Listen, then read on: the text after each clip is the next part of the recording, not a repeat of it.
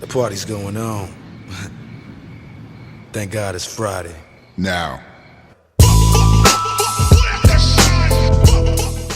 Hey, everybody, welcome back. Thanks for tuning into another episode of the Fantasy Realm presented by Pro Football Debate. I'm Alan again, joined here by B. Pappy, Brandon, and the one and only Adam over here, a resident writer for Pro Football Debate. You can tune into everything Adam writes about fantasy football over at profootballdebate.com. Don't hesitate to go check that stuff out. Also, if you're tuning in here, please give us a little help here. Click the like button, maybe share the stream. Throw a comment in the comments. Let us know what you like about the episode, what you think we could improve upon. We want to hear from everybody and what you have to say about the episode. So thank you again for tuning in. We're going to jump right into it though.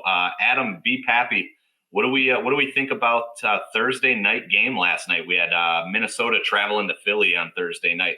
Whole lot of fantasy implications. Cousins, Jalen Hurts, Devontae Smith, AJ Brown, Justin Jefferson, obviously.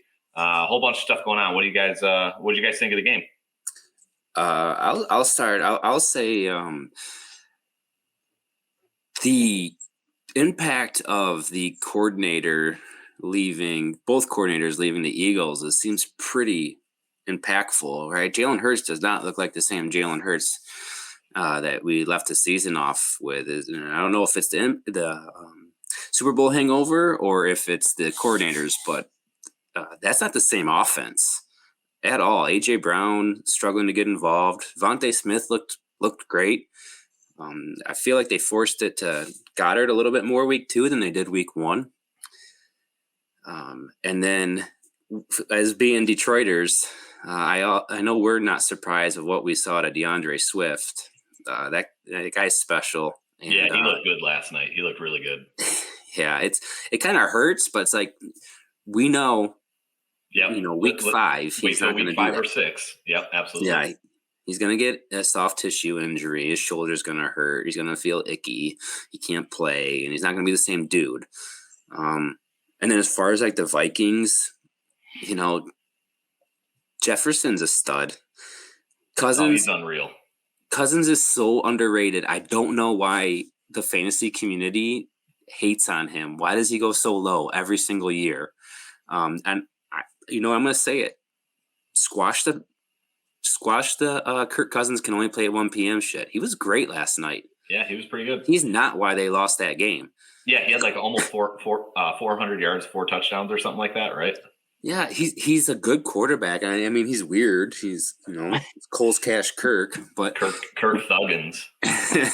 But the guy's a great fantasy quarterback. And then the last point is Alexander Madison should not be in your lineup at all.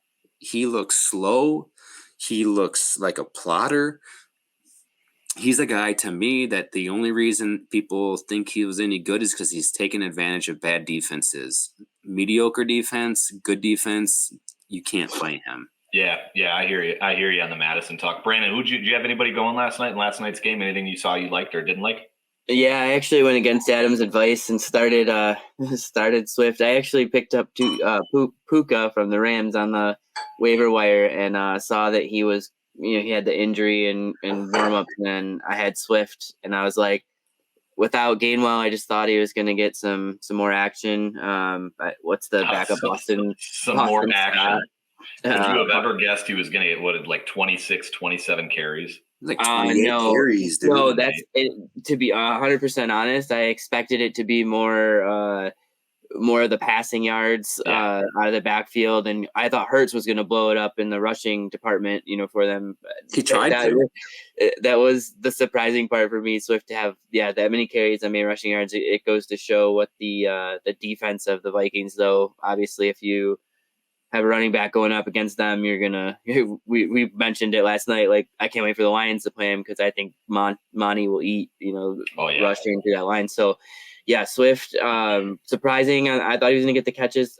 He scored 30 points, I think, in standard ESPN PPR redraft leagues. So that's a crazy night for him. I also had Hawkinson going. You got 2 touchdowns out of Hawk. That helped. Yeah, he had a good night too. Like in the 20.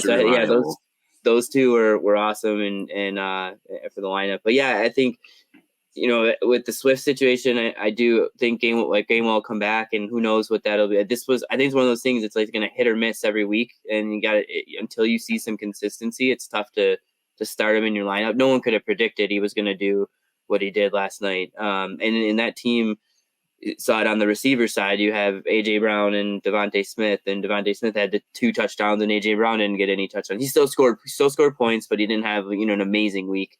And won't be any of the fantasy leaders, AJ Brown. But I find that interesting. I mean, Hurts is going to hawk touchdowns from the backs and passing. He had 2 quarterback sneaks. Dude, is anybody ever going to find a way to stop that play? Like, is it really just like because Jalen Hurts squats 10,000 pounds at a time? And so, he's just strong. They want to change that rule. It's like, just put Nick Chubb behind there. Put your running back behind there and let them do that, right? Yep. Like, you know why that's so successful is it's Travis Kelce.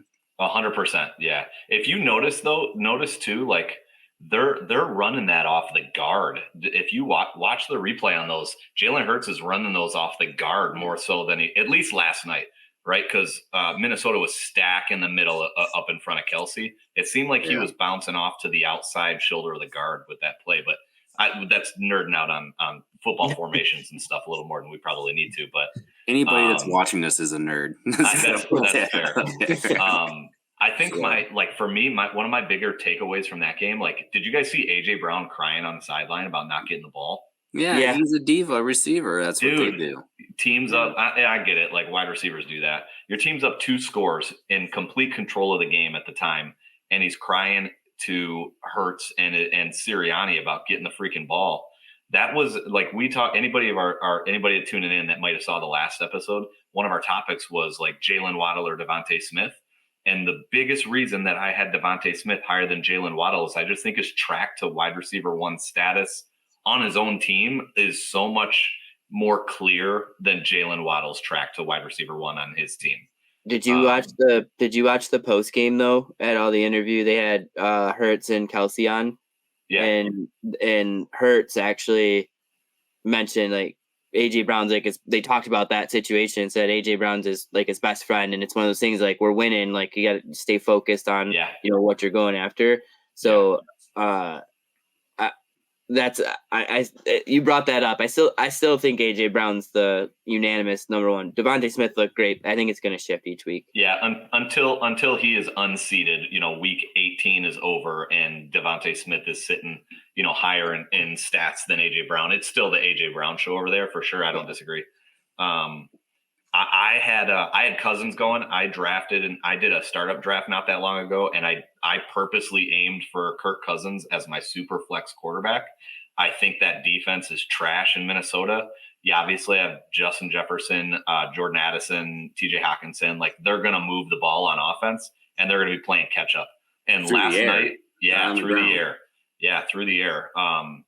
And last night was just vindication for that pick. Like I'm watching the game and I'm like, this is exactly why I drafted Kirk Cousins, because they're going to be playing from behind all year long and they got plenty of weapons on the outside. So let him go get me my 30 every week. Give me 400. It's like the old Stafford days, which I'm wearing tonight, by the way. It's like the old Pat Statford days when you're playing from behind and you just load up on those stats. I'll take it all day long. Yeah. Yep. What other so that kind of covers last night's game. What do you have for those that don't know? We're going to aim to try to do a show on Wednesday nights leading into the Thursday game, as well as Friday night leading into the weekend. Apparently I was patient 0 for our entire show getting sick last week. I was sick as heck if you were watching the last episode. And then Wednesday night, I think Adam and Brandon were both dealing with being sick. So it was pretty rough go around. So nonetheless, we didn't really get a chance to talk about last week's games. Any big takeaways from last week's games? Any storylines that we were keeping an eye out on that kind of stood out to us? I mean, there's a ton, right? I mean, the one, I guess, that probably has got a lot of people, man, I don't even know what to start with, but let's start with that Dolphins connection, because that's historic stuff, right? I wrote about it. I think I published it Tuesday. The Tua to Tyreek stuff, like that's insane. The 14 games that they've played together, which is a small sample size, but they're averaging over 106 or almost 116 yards per game and like 7.5 catches, which is better than Manning and Rice, better than Brady and Moss, better than Montana and Rice, better than everybody. Literally everybody. Everybody. The next closest is like 25 yards behind him, with it's Roethlisberger and Antonio Brown. I mean, obviously those numbers are going to come down, but it really. I watched that, and I have a couple of shares of Tyreek and a couple of shares of Tua, and I was mad that I didn't stack them in any league, because that's just like when those two blow up, just right in that dub, you won it. It makes me want to go after one of them, and I know it's like week 1, and you don't want to go too crazy with your expectations and don't want to overreact and stuff like that, but it's in the numbers. When Tua and Tyreek are together, they pair extremely well. Tua's deadly accurate. Yep. Tyreek runs all over the field, any route, everywhere. He runs intermediate, he runs short, he runs deep. He runs the routes, and Tua knows how to hit them. And that's an exciting matchup. Now we might get a little bit of a reality check when they play against the Hoodie this weekend, but that's an exciting future. Yeah, I want to know. So here's my question. I want to know how pissed off B. Pappy was when Tyreek Hill is out there dropping 11 for 215 and 2 touchdowns right after I said he's the wide receiver 1 in the entire league, because I know Brandon hates it when I'm right. I'm not worried about it at all, because I don't think that team is loaded with Waddle as well, and I think that's another example of like AJ Brown. We talked about it in week 1, AJ Brown and Devontae Smith. Tyreek's gonna get his yards, and he's just like Justin Jefferson, just like the key receivers in the league, the top that will finish top 5. That was a like once in a season game. Oh, it was epic. Totally possible he's gonna do it, multiple times this year. He did say he was gonna get 2,000 yards or whatever it is. That's what he was talking about before the season.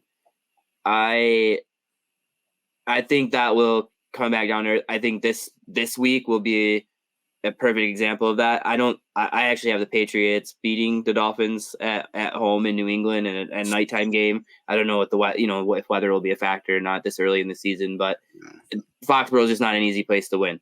So, and then they play the Jets twice too. Like, that's 4 tough games. It's gonna be matchup. I mean, he's unanimous, right? You're not gonna sit him. He's playing every week, no matter what. Sit him ever, of course. But I think this week Tyreek owners are kind of looking at it going, they're excited, and I think it'll be a little bit bring back to reality moment when they see like there will be matchups. I mean, the Patriots shut down the Eagles pretty well last week, so that defense is stronger. I think they're underrated. I think the Patriots, they're just one of those teams. They're a pain in everybody's ass, right? Like they're going to be tough at home. Bill Belichick's a great coach. He's well scouted on the other team, and he wants to shut down Tyreek Hill. So.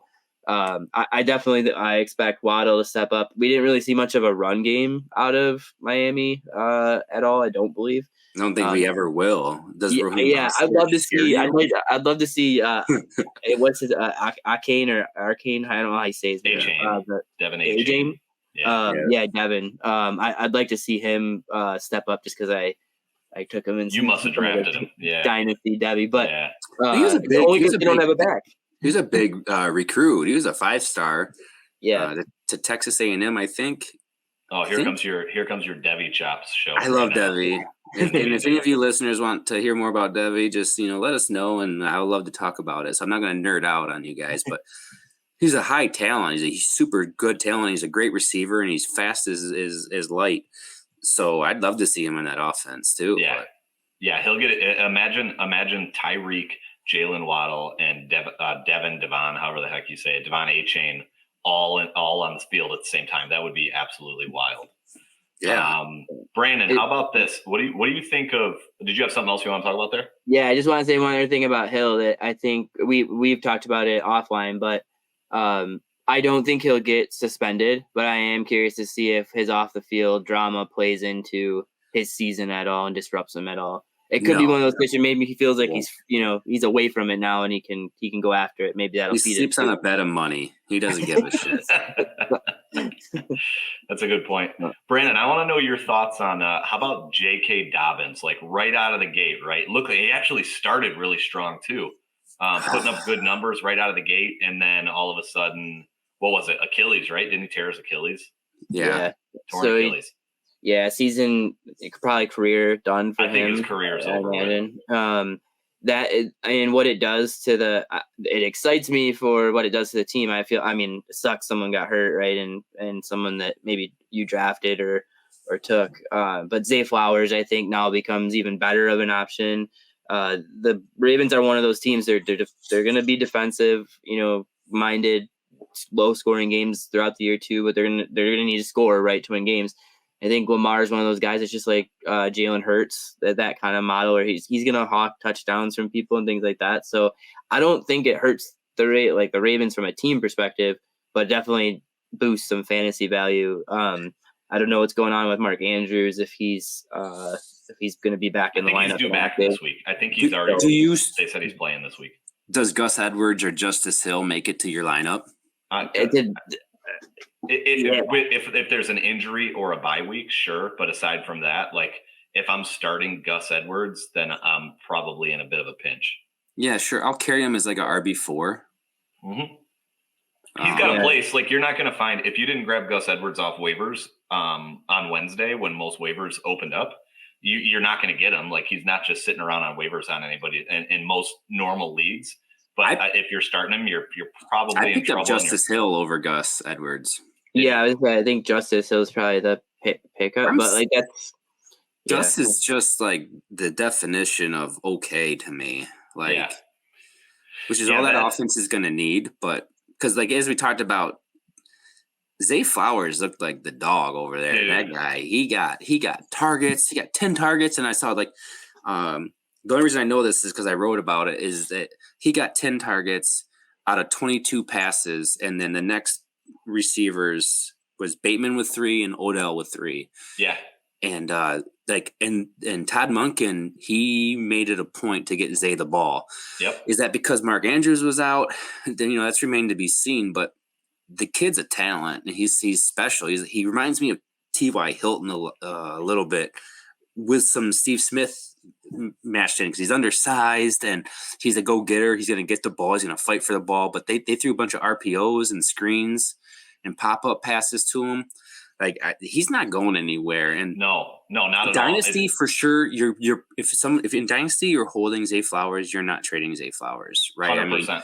Yep. It's going to take a really strong offer to trade Zay. Probably got to give me like a 24-1 and somebody I can start as a W3, the rest of the year. And then in redraft, I'm probably not, if I'm trying to trade him in a redraft, I'm not going to get what he's worth because that kid's going to be a wide receiver 3 every week minimum with wide receiver 1 output upside. Oh yeah. In my opinion. I feel like that's bold.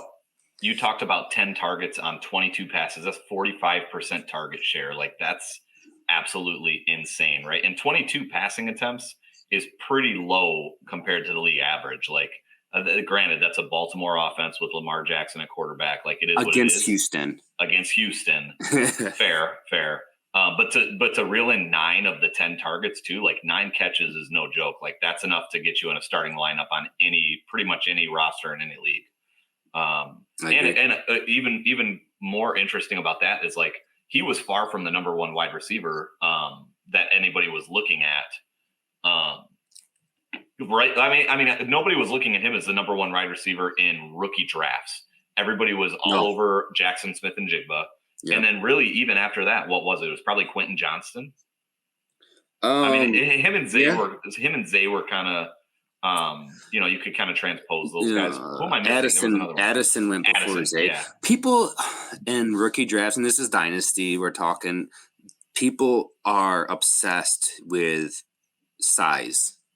Right, they see 6'2", 6'3". So then here comes this little Zay, and they're like, "Oh, he's not going to make it," because everyone's scared of Tavon Austin when we've been burned by him. Yeah, right. And gets scared of the little guy. But the NFL is adapting to where the little guys are gonna work. Like, Oh yeah. you remember where it used to be like back when Julio and AJ Green came out, like the big receivers dominated. Marty 6'3". Booker. You wanted 6'3" and 4.4 speed. Yeah, and the little guys were just little guys, and like then there was like Steve Smith, and then there was everybody else was a big body, right? But now it's like the game is so like precise with these sharp cuts and route running that like Amon Ra is just, great, and you got guys like Cooper Kupp and the smaller guys can make it in today's NFL. Yeah. With these rules, so I love Zay that Flowers, you. I love him. I love that you brought up Tavon Austin. It creates a great segue for probably my favorite storyline. Because for those that remember Tavon Austin, what was he, like 5'8", 5'9" wide receiver for the Rams? And there was Virginia. From West Virginia. There was another receiver for the Rams this past week that really popped off. And if you don't enjoy just saying the guy's name, I don't know what's wrong with you. Puka Nacua, 5th round pick out of BYU. Isn't that what they sang in The Lion King? Bro, get out of here with that, Nakua. man. You're a clown. Puka Nacua is a dog, bro. Cooper Kupp, and listen, all right, I'll say this. I'm a little bit biased about Puka because I literally drafted him in absolutely every one of my leagues. Whether it was redraft, I drafted him in the last round. Whether it was dynasty, I grabbed him in like the 4th or 5th. But to watch him go off, 10 catches on 15 targets with like 119 yards. He had like a crazy target share too, like 40% target share as a rookie. Like, in my opinion, Puka Nacua, just in week 1 as a 5th round rookie, probably supplanted Van Jefferson as the wide receiver 2 when Cooper Kupp comes back. I could have supplanted Van Jefferson. I would just want to ran out there and fucking died on with a heart attack like Chuck Hughes and still supplanted him. He's done. He sucks. But Brandon's probably a lot more passionate about Puka than me. So let's listen. Yeah, well, I gotta correct you. He's actually the wide receiver 3. Tutu is the wide receiver 2, and not Puka's anymore. the backup to no, not anymore. But back to back up. I mean, he will be once Kupp comes back. That's the thing. I think there are overreactions in week 1. That's one of them, in my opinion. He got a lot of targets. Cooper Kupp is out. Stafford, passes the ball. Cam Akers didn't do much. There was the what's the new guy? The other guy's name. Kyron Williams. Yeah, he came in and ran a little bit, but it was mostly passing. It's surprising because they had they took the lead and just kind of ran away with it. But yeah, 15 target again. It's the same thing as Tyreek. That's a crazy game. You're not gonna see that every week out of him, and I really think he's one of those guys that you'll see scores big in the first week. Everybody goes out and grabs him, and then he just falls off the rest of the year. And you're starting him thinking he's going to do what he did in week 1, and he never, ever does it again. And I'll say this about Puka. He's not going to be a guy that's going to change your roster in like a redraft league or anything like that. But if you're in a dynasty league and you're not excited that you had the foresight to grab Puka Nacua, then you're out of your mind, right? Because Cooper Kupp isn't getting any younger. He's 31 years old. He's kind of always dealt with injuries a little bit, right? We're obviously seeing it right now. He's on the IR and out for the first 4 weeks. So the idea of Puka Nacua being a 22-year-old kid right out of college, a good frame, 6'2", 4.4 speed, and obviously the quarterback likes him. He's getting peppered with 15 targets in his first ever career game. There's a lot to like there. He's not going to change my roster, but he's going to potentially be a really good asset to hold on a dynasty team. He's a Sean McVay wide receiver, dude. Love him. He's a Sean McVay wide receiver. He runs good routes. You haven't heard one bad thing about him.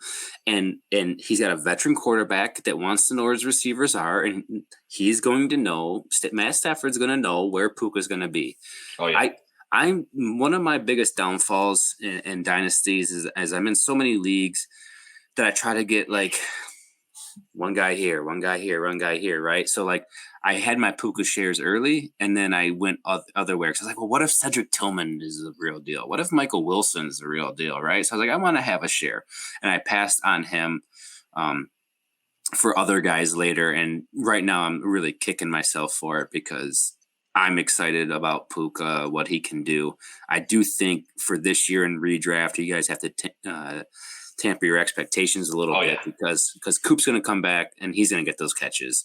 But Puka is the same guy, but a bit bigger.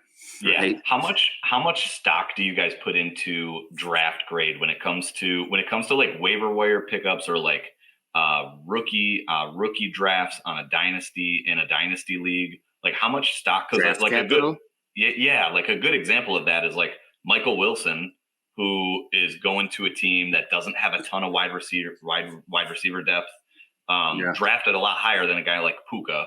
And so like how much, I guess my question is, how much stock do you put into a little, not a lot into like how high guys drafted? I care more about the general manager making that decision because the GMs have track records, and a lot of the times if you look at some of these unproven GMs, I really don't care what they do. But if I see that Sean McVay took this guy in the 5th or 6th, I'm like, I'm interested. That's a track record, right? Yeah. If I see a guy that like Green Bay is another example, right? Green Bay just gets late round receivers and makes them work. So, but if I have some brand new GM or some crap GM, Matt Millen takes Big Mike Williams, like I wouldn't care, right? Yeah. Because the guys drafts crap every single year. I'm not going to worry about that draft capital. Yep. Yeah. So I actually will take advantage of it. So when I'm doing for dynasties, at least when I'm doing my prep for my rookie drafts, I'll be like, okay, I don't like, let's just say Cedric Tillman, but I know Cedric Tillman went early. So I really like Puka. I like, I don't know who else went later this year that I like. I like A.T. Perry. I like those guys. So I'm going to use that to my benefit, and I'm going to trade down, and I'm going to get a free pick this year or next year to take the guy I was going to take anyways, because I know that the community wants this guy because he was drafted at the end of the first round or beginning of the second round or wherever they were taken, right? So I use that to my advantage. But to me, I don't care about your draft capital anymore. Like, unless it's a first, and even those don't work. Like, look at Aaron Dobson. Look at how many first round receivers don't pan out? Yep, a lot. A lot. Brandon, what do you think? Do you care about? Are you putting a lot of stock in draft where a player's drafted? Like in terms of where they're drafted, in terms of pick number? Yeah. Well, or round like in the NFL. Yeah. Mine is to where they're like what teams they go to. I think a really good example of this is Anthony Richardson for the Colts. Like he came in to the Colts. If they had Jonathan Taylor, he doesn't have the game he had in week 1. I think they hand the ball off more, and Jonathan Taylor, it's a slower game. I disagree. He turned the ball over. He had to make plays. He had to be involved in the offense and do things. I mean, he showed what he's capable of. I just think it's a different game plan when there's certain people in the lineup. Same thing with receivers, right? You bring in a receiver and you're, stuck behind a bunch of people. Look, in Minnesota, you have Justin Jefferson, and then you got Addison. Addison's going to put up good numbers. He scored 2 touchdowns last night, didn't he? I think. He did. Yeah, Addison had 2 touchdowns. He's gonna score points because everybody's gonna be on Jefferson. Like it's those situations I think are far more. And he is a first round receiver, but it could be Puka going into LA and getting the opportunity because Cup's out. It all matters on where they go and where they fit in the. Addison had 1. Teams. He had 1 touchdown. He has 2 on the year. Yeah.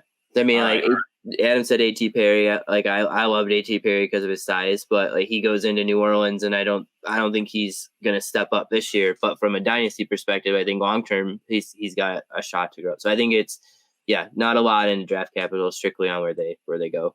All right, I'm gonna do something with you guys, and I didn't give you guys a heads up that I was gonna do this. I want to do a little game here called Something or Nothing. All right, I'm going to give you a situation. You're going to tell me if it's something or nothing. All right, and I'm going to give you 30 seconds. You got to tell me if it's something or nothing. You got 30 seconds to explain why, and I'm going to stop you at 30. You're used to doing stuff in 30 seconds, right, Brandon? Jeez, 30 seconds might be giving me a little more credit. All right, I'm going to start with Brandon. Brandon, you ready? Yeah. All right, Tyjae Spears outsnapped Derrick Henry 34 snaps to 30. Something or nothing. You got 30 seconds. Nothing. Tell me why. It's Derrick Henry. That's like he's. I mean, I don't put anything into those numbers in week one. Derrick Henry is going to be the guy. I don't know if it was what the score of the game was or what it was. Tajay Spears had a great preseason. I drafted him in Dynasty because I think he's going to be Derrick Henry's aging and things like that. But unless Derrick Henry gets hurt, I think he got 34 snaps, but he didn't touch the ball. He touched the ball like 5 times out of those. So, all right, I'll give you that. 30 seconds is up. Adam, hit me with it. Something or nothing. Tajay Spears, 34 snaps over 30 for Derrick Henry. Something or nothing. I'm starting to think it might be something, but Derrick Henry still is a beast. I think they might start to preserve his career, but I think it's something. I think you might be looking at that Tennessee backfield. You might have 2 different options. You're going to have to start to lower Derrick Henry into your in your expectations what he can do. I mean, Father Time is undefeated. Derrick Henry's not going to beat it. All right. That's how you answer your question under 30 seconds, Brandon. Yeah, you got me at 25 seconds. I like it. I think it's something. From a fantasy perspective, it's probably not much, right? Like he's still only got a couple of carries, and Derrick Henry got the workload. But if I own shares in Tajay Spears in Dynasty, I am extremely happy because I probably got him. Would you get him late 1 into the 2nd round? Probably. Depends. Some people love them. Yeah. Yeah. But in redrafts, I don't even know if he was drafted in every league. Maybe probably wasn't. I think I got him in the 4th round of ours. Okay. Of a dynasty.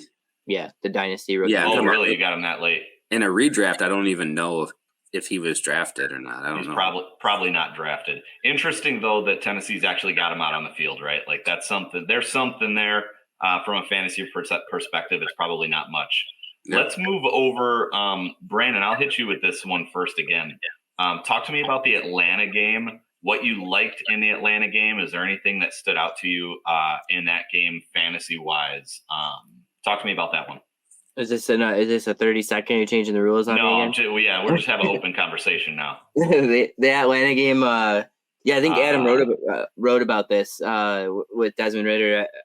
He's not going to support a fantasy receiver. Drake London and I think Matt Collins is the other guy. I picked up Matt Collins in one of my leagues because I was like, I thought not a lot of receiving options there. And I immediately told you no. I immediately told you you did. No. You have Kyle Pitts, right? And I don't even know if he's playing. I haven't paid attention.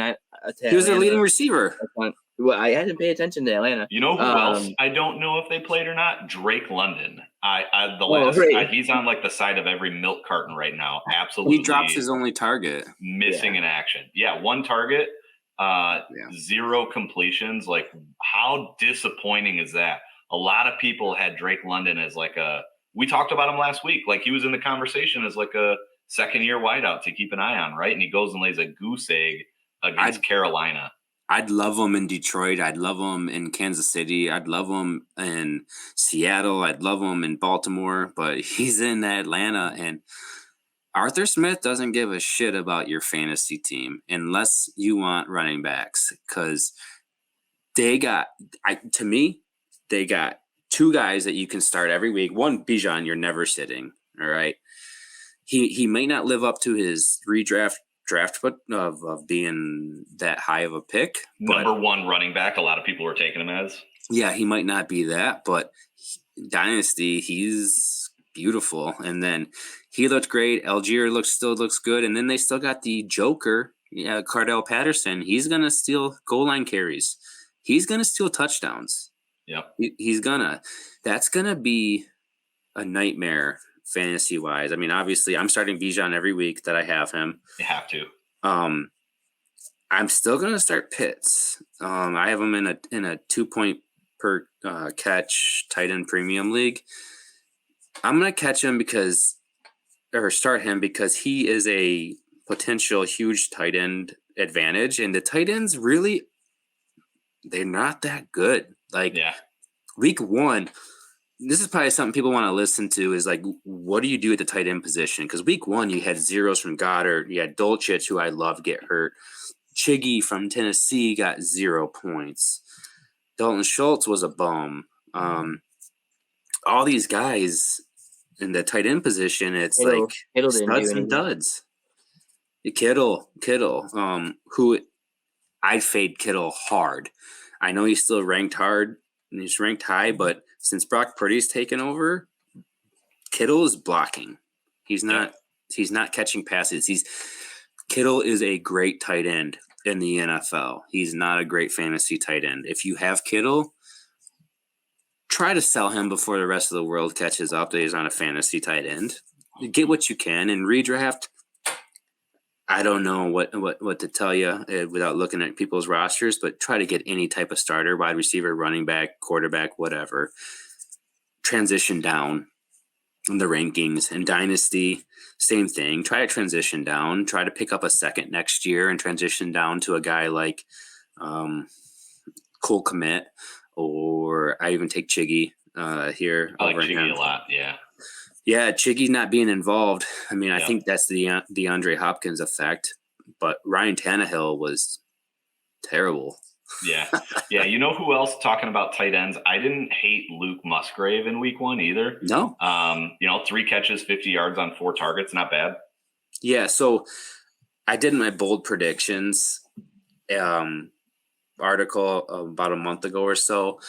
And there's a couple things I deleted, and I really regret the things I've deleted. One of them was like Zay Flowers is going to be the number 1 rookie receiver, and right now I'm like, shit, I should have deleted that one. And then the other one I had that I'm like, shit, I shouldn't have deleted that, was that 2 rookies are going to be top 10 in tight end points scored at the end of the year. And I was going to write about Sam Laporta and Dalton Kincaid. But now, after seeing last week, I'm like, well, maybe 3, because Musgrave might be that guy too. Like, sure. This could be a really everybody always says it's been the golden rule, like rookie tight ends don't produce. Yep. But we're Detroit fans, so we all saw Laporta. He looked great. Yep, he did. I'd start Laporta as a tight end 1 next week. The only guys I'd be sitting Laporta for next week, I think, are Hawkinson, who already played this week. Yeah, Andrews, if he's healthy. Travis Kelce's playing. And Kelce. Yeah. And Kittle, I'd probably play Laporta.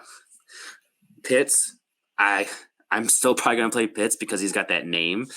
And, like, I can't come back down to reality. And I probably spend a lot on him. So I need him to really hurt me before I give up on him. But then, he already played, but, like, Goddard or Laporta, who you trusting? Yeah, right. They're just, like, take Laporta for way cheaper and get the same production.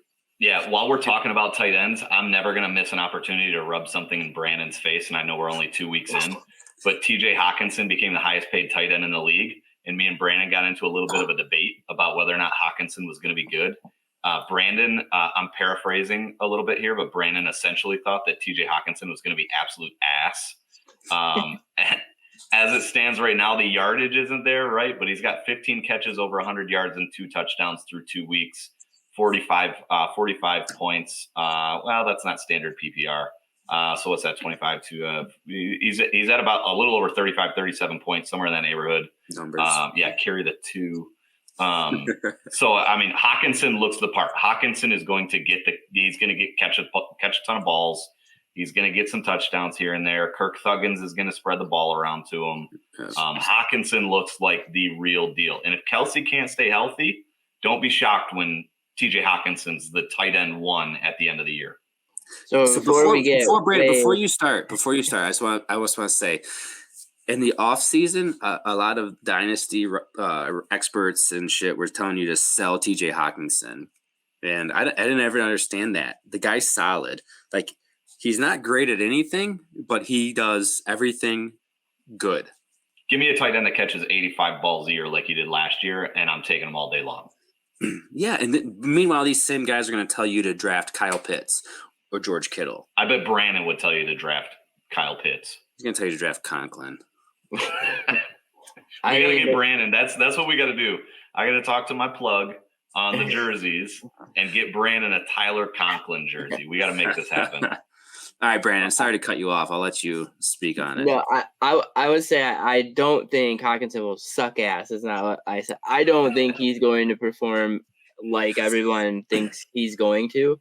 The reason being, again, is because you have this distribution in that offense between Jefferson, Hawkinson, and now Addison too is really kind of coming out. And KJ Osborne is not a horrible wide receiver 3. We talked about that last week. He's so good. You have a legitimate set for. I think last night, again,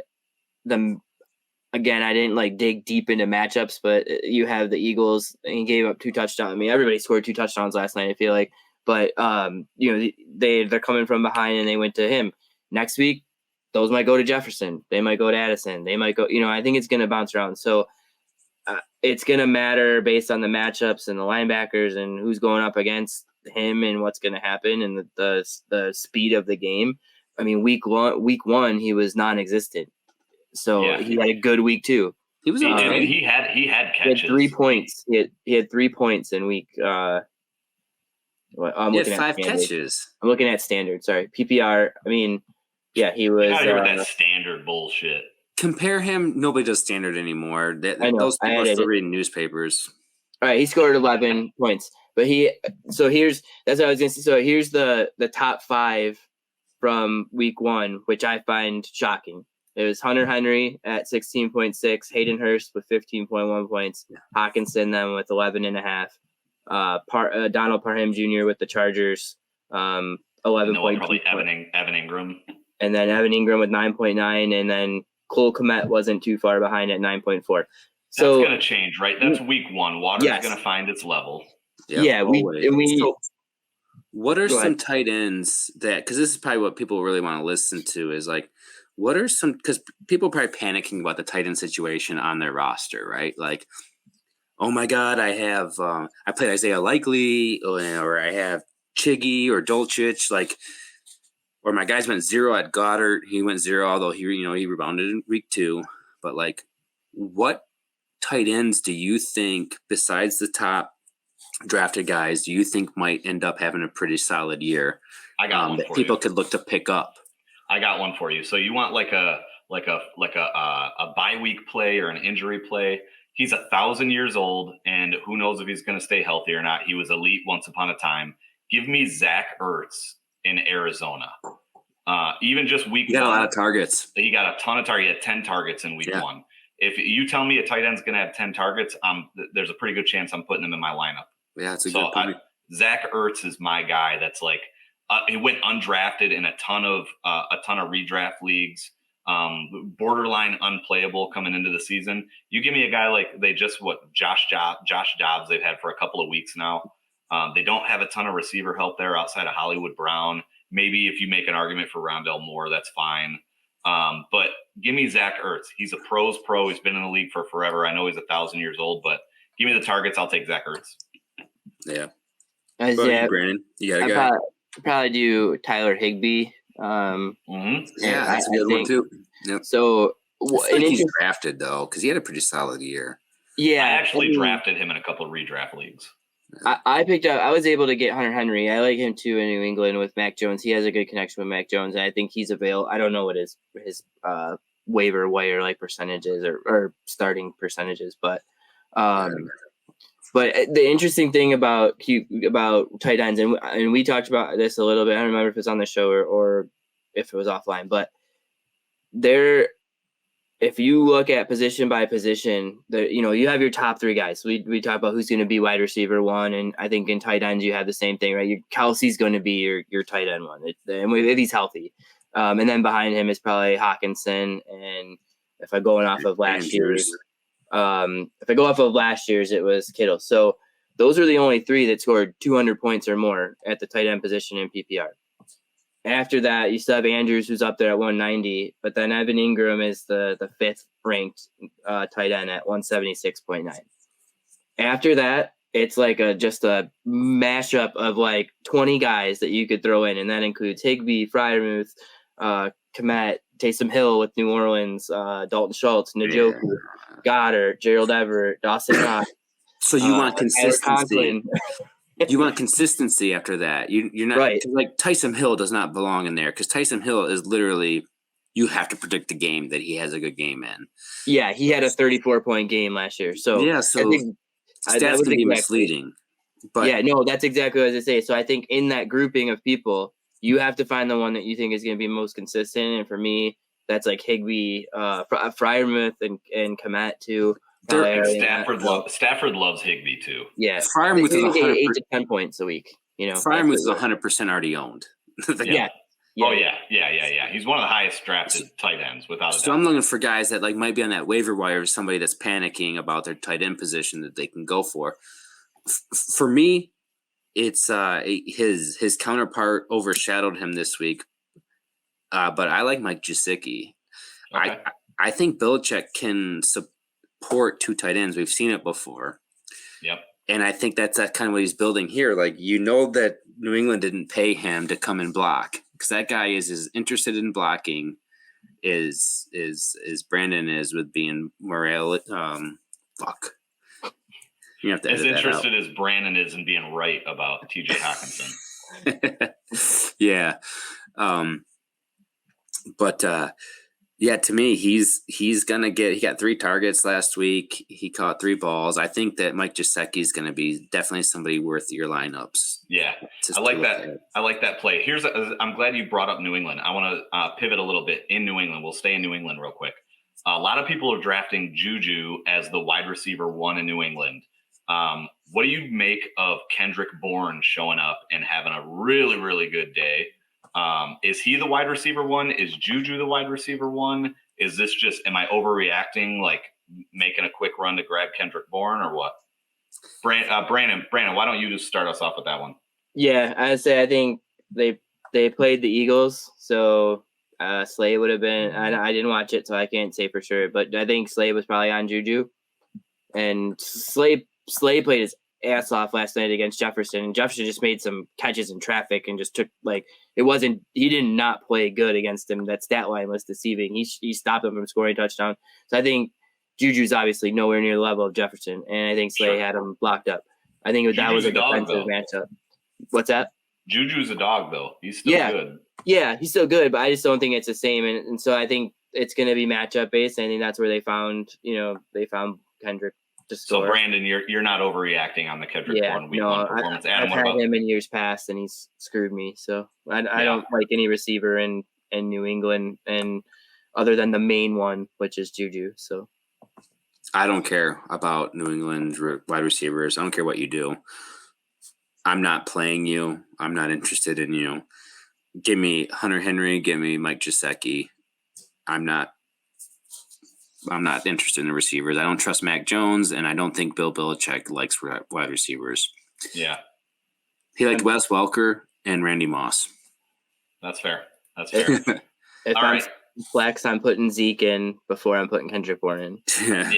Yeah. All right, I got one for you guys. I'll give you a second to think about this, and I'll throw this one out here for you first. But name me a guy, maybe like a fringe starter that didn't have a great week 1 that is a must start in week 2. Who are you looking at that you really want to get in the lineup in week 2? I'll give you mine first, and I'll let you guys take a second to think about it. For me, Ramondre Stevenson, staying in New England, staying with the theme of New England. I don't think that Ramondre Stevenson had like an overly impressive week 1. He didn't find pay dirt. He didn't catch a ton of balls, right? What did he had? Well, I guess he didn't do too bad. He had 6 catches. I think Ramondre Stevenson against Miami this week, Miami's going to put on a show in the air. I think New England's going to be forcing the ball in the air, trying to play keep up. They're going to do one of 2 things. They're either going to try to control the clock, run the ball, Ramondre Stevenson on the ground, or they're going to be playing catch up with the Tyreek Hill and Jalen Waddle show, and Ramondre is going to catch a bunch more balls this week. I think Ramondre is up at the very top of my must start running backs this week. I don't know if this one is in this category, but with this short notice, this is the first guy that popped into my mind because he didn't have a stat popping week 1, and it's Jahmyr Gibbs. Okay. I feel like we saw what Jahmyr Gibbs is capable of. He just didn't get that workload. Are the Lions going to treat Jahmyr Gibbs like they treated DeAndre Swift and hold him back and treat him as fragile? He didn't run like DeAndre Swift. He ran like he wanted that. He wanted your smoke. He ran strong. And I think the Lions are going to want to get after Seattle. You know, they have this they're going to find every edge in every match. They're going to look to be disrespected at any time in any way, and they're going to play this role that Seattle smoked them in the playoffs a couple years ago. Seattle beat them last year in a shootout, and then Seattle took their last playoff spot. I think they're going to use Jahmyr Gibbs. I think you're going to see a lot more of them this week. Yeah, I like that take. Brandon, be happy. You got anybody on your radar that you think who's a must start for you this week? Yeah, I think I don't know if he's considered a fringe starter or a must start normally, but Debo with the 49ers, he had just kind of a mediocre week 1 for what he's capable of doing, and that offense is going to score. I think this year they're a lot better than I had thought they were going to be. And I think once defense started adjusting to your McCaffrey and Brandon Ayuk had a insane week 1, so I think teams will start paying attention to him a little bit more. They just have so many weapons, so I feel like Debo's one of those guys that could definitely improve. I agree with Ramondre though too. I hate agreeing with you, but Ramondre is one of those. I really was. I was concerned about Ramondre when they signed Zeke because I really thought they were bringing him in to be that kind of change of pace like guy, and it was going to be the Zeke show with Belichick because he does that with running back for sure. But and Brandon said he hates agreeing with me. For some reason, he hates being right. I don't know what his problem is, but it is what it is. I mean, we could have started Zach Charbonnet too. So yeah, we won't talk about that, I guess. I think I'm taking the L on the Zach Charbonnet versus Kenneth Walker talk, but we'll see. All right, guys. Adam, hit me with something. So we had a little bit last week where we talked about storylines that we were paying attention to. For me, it was the rookie quarterbacks. I liked what Anthony Richardson was doing. He actually threw the ball pretty well. Yeah. I thought that was pretty good. I was wrong on him, I think. What was that? I was wrong on him. If to the 14 people that read my articles, I was pretty down on him all growing, season. By the way, 14 people and growing. And growing, yes. But I was pretty down on him, and he surprised me. I didn't think Michael Pittman had a chance of being fantasy relevant this year, and he had a great game, and Richardson looked great. Yeah, right. But anyways, what were you saying? Yeah, so coming into week 2, who are you got anybody popping off the radar to you as must starts or matchups that you think are favorable, matchups you think are unfavorable? Talk to me about some week 2 matchups. Brandon, likewise, same question for you here. What's popping off for you as good matchups, bad matchups? What do we want to start? What do we want to stay away from? He didn't really have a very good week 1. I think you're starting him, and depending because of where you had to draft him at is Josh Jacobs against the Bills. I think he's going to eat this weekend. The Bills don't look like they're billing too hard right now. No, they look bad. They had a bad offseason, and then they had a bad week 1. This team might have some dysfunction. And I'm gonna look for Josh Jacobs to get involved there, and I'm gonna call it because I like this guy a lot, and I'm upset at his last year, and I'm upset at his week 1. But we're gonna get a Hunter Renfrow touchdown this week. Jeez, that's a bold prediction. We're getting one. 0 targets week 1. He's just saving them for week 2. He's gonna eat. I love it. So you got a Hunter Renfrow touchdown before a Devontae Adams touchdown, huh? I didn't say before. I just said Adams is going to get his. I think Jacoby Myers and Hunter Renfrow, they're going to go back and forth. If I have Jacoby Myers right now, I know he's hurt, so it's kind of nobody's probably looking to buy him. But if I have him, I'm selling. Dynasty, I'm selling him if I can get a second, I'm doing a backflip. I can't do a backflip, but I'll try 4 times, and might break my neck. You might see me in a neck brace next week, but I'm going to try and get a second for him. I'll settle for a third. In redraft, if you have him, I'm going to try to do a 2-for-1. Everyone wants to do a 2-for-1, right? But I'll overpay for a 2-for-1 just to capitalize on Jacoby Myers week 1. Yeah. I like that. I like that. Brandon, how about you? Any matchups that stand out to you, good, bad, or otherwise, for week 2? Yeah, I think from all perspectives, betting to fantasy to daily fantasy and stacking, I think you're targeting Kansas City Jacksonville as the matchup.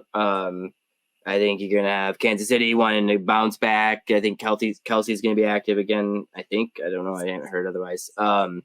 And Jacksonville is one of those teams too that they don't.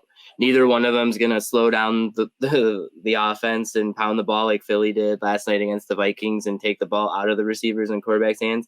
So you're gonna see lots of scoring in that game, and every game Trevor Lawrence has been a part of towards the end of last season and now going in this season, I feel like have been shootouts, and he stays in it with teams. So his team's they're going to score points too. So I'm really liking that one. And then one I'd stay away from completely is Chicago and Tampa Bay. Yeah.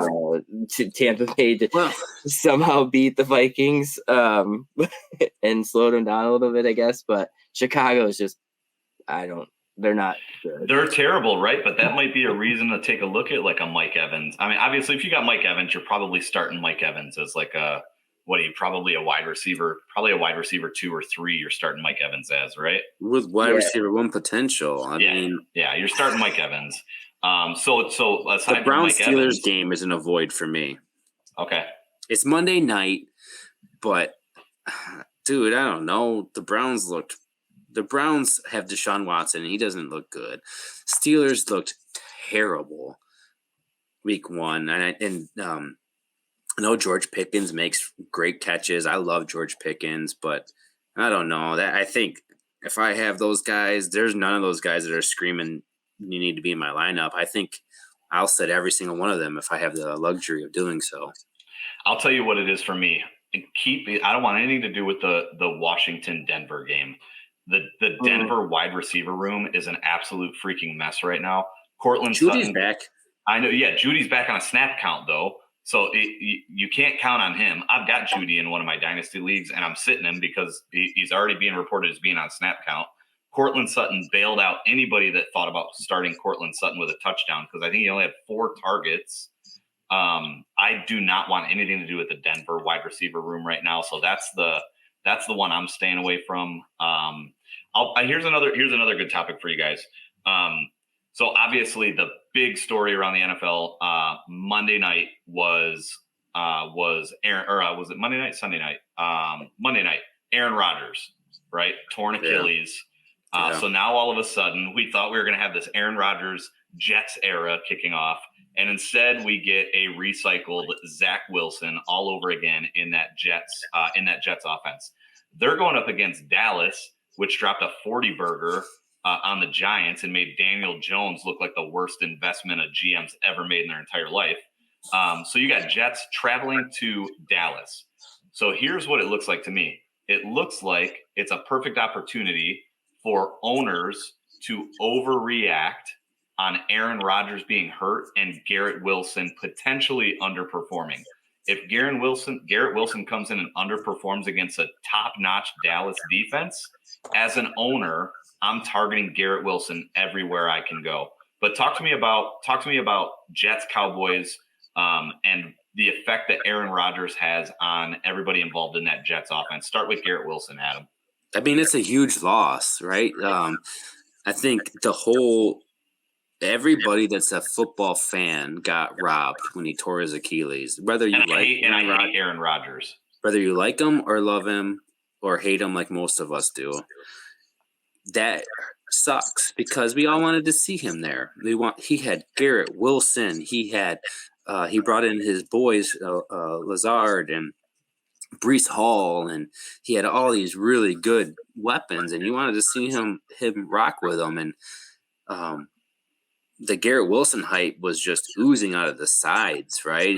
This guy was being drafted in round 1 of dynasty drafts. And that sucks. But to me, Garrett Wilson is QB proof. I was talking to you guys offline earlier. I compare him to DeAndre Hopkins. He's got elite body control. He's got elite hands. He's got elite route running ability. and he's got good size. I don't care who his quarterback is. Garrett Wilson's going to score. He's going to get his points. He's going to get his catches. He's going to demand his targets. I think you have to wind him down on your expectations. I think instead of a 100-catch season with double-digit touchdowns, you probably got to look at like 80 catches with 6 touchdowns, 7 touchdowns. But if you can find a owner that is panicking in a redraft, you're not going to find it in Dynasty. Yeah. If you can find an owner in a redraft that's panicking, I definitely would float a Puka toward him. Could he overreact to that performance? Or Jacoby Myers with a Kyron Williams? Like, can you steal him from somebody? Because I think you can in a redraft. But I'm interested to see that team going forward and what they do. I have really low expectations. I think it's going to be another massive night for the Dallas Cowboys defense, for people that play defenses. They might put Zach Wilson in tears. Yeah, legitimately. I don't know. It's a shame for all of us. It sucks. It definitely sucks. Brandon, what's your thoughts on that with the Aaron Rodgers injury? Has your opinion on Tyler Conklin's breakout 2023 season shifted now that Aaron Rodgers' season's over? It has. I'm going to actually disagree with Adam, and I don't do it often, but I think that, like, looking at the numbers last year and what Garrett Wilson did with Zach Wilson, the game against Buffalo, that was his first touchdown from Zach Wilson ever, including all of last year. So he averaged only 3.9 receptions with him last year and 6 targets. As a rookie. I mean, but 3 receptions is not good. And it's going to get you 3 points and no touchdowns. So he crossed 100 yards once with Zach Wilson. I don't like Zach Wilson. I think he's an okay quarterback. No, he's not. He's not good. He's got a strong arm. I was actually impressed. He slings the ball pretty well. Yeah.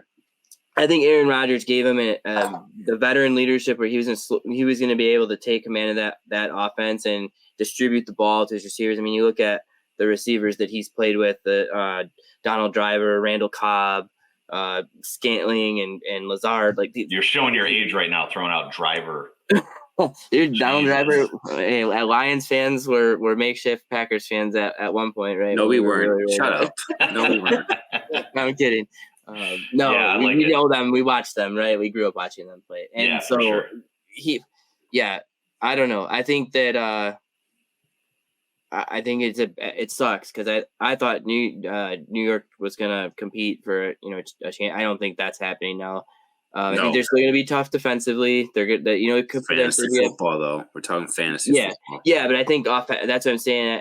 Offensively, I'm staying away from them. Outside of the running backs, I actually like Delvin Cook stepping up a little bit more in the offense now with an injury to Rodgers. I think he had to take some time. Maybe he came in late to camp a little bit, so might take him a little bit of time, but. Still have Breece Hall. He's going to bail out. Breece Hall looked way too electric for me to put any stock in it. I don't know what the hell the Jets were doing. I didn't see anything come out about Breece Hall getting hurt. He didn't get hurt, did he? No. He was running all over that defense. And he went into the game, though, with injury. There was something going on with him before during the week. ACL. He's going to have swelling and stuff, right? He looked way better than I thought. Oh, he looked unreal. How? Yep, he looked unreal. All right, so that's Rodgers and the Jets. Let's talk about another offense that struggled. Probably one of the biggest surprises in Week 1, the Cincinnati Bengals. So talking about wide receivers and like concerned owners. T. Higgins, I think 8 targets, no catches whatsoever, right? Nobody is trading away Jamar Chase. Nobody's freaking out about Jamar Chase yet. If you drafted Jamar Chase, that's a hill you're dying on, right? So you're not moving on Jamar Chase, even if he has a bad week this week to follow up last week. But T. Higgins, on the flip side, is somebody that I personally don't like. But what I do like as a fantasy owner, as a dynasty owner, or a redraft owner, is good value. T. Higgins 0 catches last week. If he has another shit performance this week, I'm targeting T. Higgins hard. Yeah. And even if that means somebody like, giving up a Puka who's going to take a hit in redraft leagues when Cooper Kupp comes back, if I'm almost rooting for T. Higgins because I don't have any shares of him. I just don't like him. I'm rooting for him to have a bad week. That way I can target the hell out of him and see if I can get him cheap. But talk about the Cincinnati offense, Burrow, Chase, T. Higgins, Mixon. You guys take away. Before I talk about T. Higgins, I'd like to talk about the fact that you dogged me offline a few months ago for saying the word shares when it came to fantasy football. Okay. And now you used it. So I can't stand it. If you're watching this stream, you're probably into dynasty football, and there's so many dynasty streamers out there that just, it's always like, I got this many shares and I got that many shares. I feel like we sound like such freaking nerds when we talk about how many shares we have. I get it. It's gambling. It pisses me off. It's just one of those things that gets under my skin. I'm gonna get off my soapbox. I just pissed me off. I'm really gonna be pissed off when I go back and watch this. But I'm gonna get off my soapbox. Talk about Cincinnati. I'm a T. Higgins believer, and what I've learned to accept is I'm gonna eat a goose egg 1 week a year, and it happened week 1. He got his targets. T. Higgins wasn't T. Higgins' problem week 1. Joe Burrow was T. Higgins' problem week 1. And the weather was nasty. No excuses, but yeah, I mean, I watched that game for a little bit. There wasn't much to watch it for, but I saw a couple passes that weren't catchable towards him, and the remake game last year, week 17 or 18, whatever they had to do, and redo the Bills game. He also threw up a 0, and to me, I'm not worried about T. Higgins. I'm definitely buying him if I can sniff out any owner in a dynasty or a redraft that freaks out, because there hasn't been many positive things about T. Higgins this offseason, right? The Bengals don't have him in their future plans. Yep. Are they going to trade him? Yeah, and then he had this week 1 0. So like his stock has just dropped hard. Give me T. Higgins, and I'm going to hope he goes somewhere new next year, and I'm going to hope it's not the Bears. Because Justin Fields cannot support a wide receiver. All you DJ Moore dogs and Justin Fields and Chicago fans, Justin Fields for MVP. You're too caught up in fantasy football. And I know that's what we talk about here, but like, I don't know. I don't want him in Chicago. But you know where I would love him next year? Buffalo's got a disgruntled wide receiver. He wants out. Yeah. Go to Buffalo. Diggs, talking about Stephon Diggs, right? Yeah. T. Higgins goes to Buffalo with Josh Allen. He's immediately a top 8 wide receiver asset, right? Everyone's going to want him there. He's got the talent to do it. So I'm targeting dynasty redrafts. I'm targeting T. Higgins if he has a dud week 2. 100%. I agree. Brandon, where are you at on the Cincinnati offense? You worried?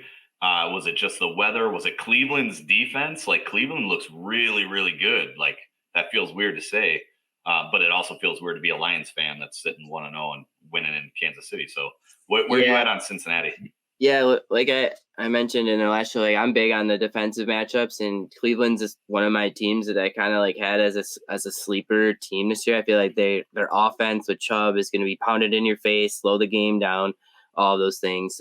So I think it was more of coming into week 1, offenses are already sluggish. You're coming in against a team that's probably going to surprise a lot of people defensively this year. And it was just kind of that perfect combination, right? And the offense struggled. I'm a big fan of T. Higgins. I think he's going to score, like Adam said.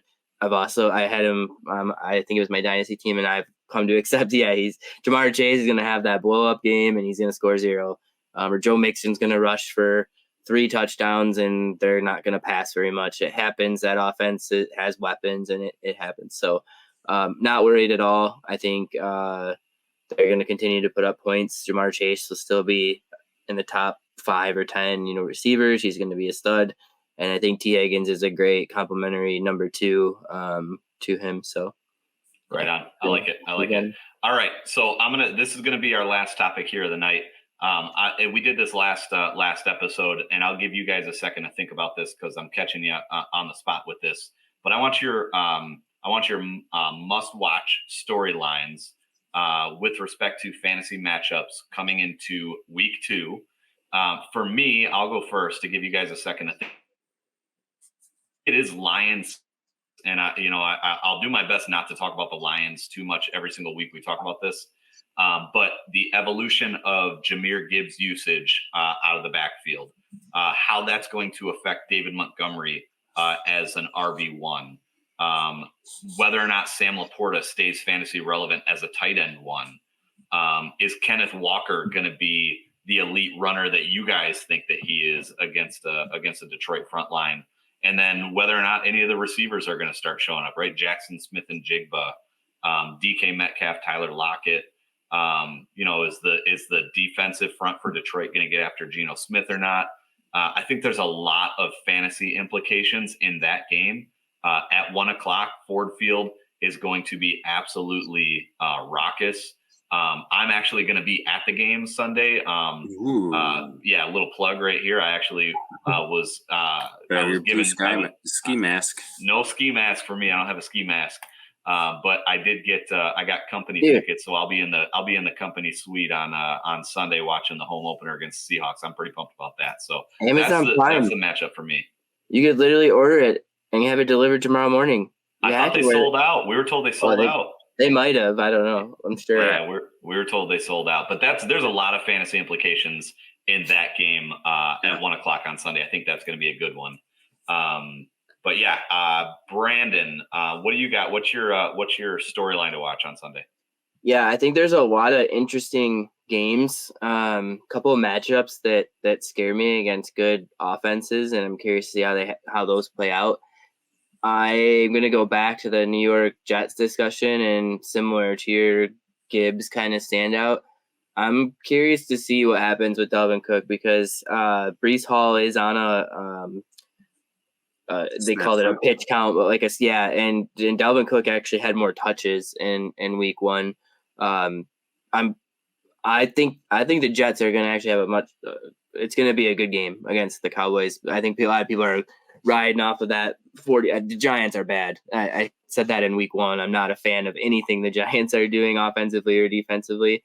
And I think that's an overreaction of week 1 of how good everyone knows what Dallas does. They come out and look like all stars, and then they're going to crap the bed the rest of the year, throughout and disappoint their fan base. So I think it's going to be, they're not going to be as successful offensively. They scored like 3 quick touchdowns, 2 defensive touchdowns or something in that game that just blew it up early and took Saquon completely out of the game. Right. So I don't think that'll be the case against the Jets. The Jets aren't good offensively either, but their defense is going to keep them in. I think Dalvin Cook gets a touchdown, and I'm interested to see that usage with him and kind of how that plays out. That's a really dynamic backfield. Breece Hall and Dalvin Cook could be one of the tops in the league. Like I think Monty and Jahmyr Gibbs with the Lions are one of the best combos in the league. I think that backfield, when they get up to speed and together and everyone stays healthy, they could rival that same kind of matchup. So yeah, right on. Adam, what are you looking at week 2? What's the fantasy implications based on matchup that you like to pay attention to here? The Chiefs-Jags game. I want to see if what wide receiver steps up. Is it, you heard Kadarius Toney saying what he says. He wore it, right? He said, that's on me. Yeah. But what I like most, I want to see this guy more and more involved. But the guy that I'm really looking forward to, that I'm paying the most attention to, and that is Justin Ross. Dynasty owners know about Justin Ross. I don't need to talk to you guys about it, but redraft owners, Justin Ross was a 5-star prospect. Went to Clemson, had a huge medical scare, ended up making it when undrafted. He caught a ball. He only ran like 8 plays week 1, but he caught his only target. I want to see Justin Ross more involved. I really think he's going to be a very nice speculative add to the rest of the year. And then I want to Travis Kelce's officially ruled in. He is playing on Sunday, so that's a big deal for sure. But receivers still got to be there. And then the Jaguars, I'm not really concerned about it, but let's just go see Calvin Ridley do it again, right? So. Yeah, that would be nice. That'll be nice. That's going to be a really, really good matchup. I'm actually really upset that game's at 1:00 because I'm going to be at Ford Field for the Lions game. So I'm probably going to. Yeah, you didn't know that. I'm going to probably record the Chiefs Jags game because I want to watch that one if I can. All right, good deal. Just you old man. Yeah, exactly. Yeah, tape over like an old Fraggle Rock tape or something. I'm going to record the game. All right, fellas. That's all we've got for this week's episode. That's going to wrap us up for the Fantasy Realm presented by Pro Football Debate. We're going to dig into some Week 2 football. We'll follow up with you guys next week. Thanks a lot for tuning in. Again, if you have not yet liked the channel, follow us along, like that channel, comment on the channel, share our page. Give us hate messages. We don't care. Just make them about Brandon. Don't care. Yeah, talk about how stupid Brandon is with his Tyler Conklin love. But yeah, share some comments, share some love. It helps the YouTube algorithm. But until next time, we'll see y'all next week. Thanks for tuning in. We'll talk to y'all soon. Yeah. Adios, fellas. Yep.